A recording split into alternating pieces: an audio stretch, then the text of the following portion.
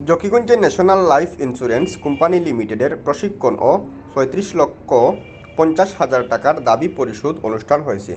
সোমবার সকাল ১১টায় জকিগঞ্জ শহরস্থ একটি কমিউনিটি সেন্টারে এই অনুষ্ঠান হয়।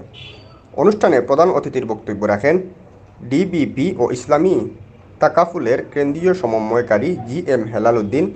প্রধান বক্তার বক্তব্য রাখেন বিয়ানীবাজার এরিয়ার এডিপি নির্মলেন্দু বাইরি। বিশেষ অতিথির বক্তব্য রাখেন জকিগঞ্জ পৌরসভার সাবেক মেয়র বীর মুক্তিযোদ্ধা হাজী Khalil Uddin, national life insurance কোম্পানির বিয়ানীবাজার জোনাল ম্যানেজার ও জেলা প্রধান নাজমুল ইসলাম, উপজেলা পরিষদের ভাইস চেয়ারম্যান মাজেদা রোশন শ্যামলী, উপজেলা ক্রীড়া সংস্থার সাধারণ সম্পাদক শিহাব আহমদ। বক্তব্য রাখেন বেলাল আহমদ ডিসি, রুমা রানী পাল, আহমদ আল আমিন।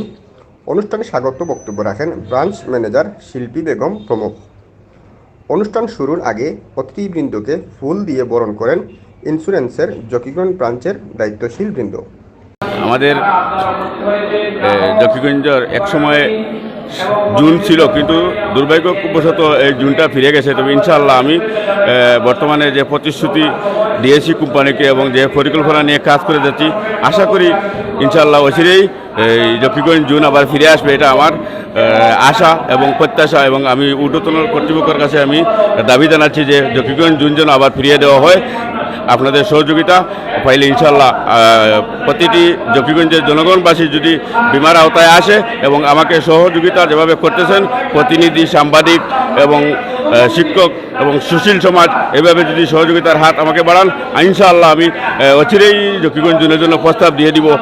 আমরা আগামীতে যেন জোন হিসাবে দেখতে পাই, এটাই আমার আশা।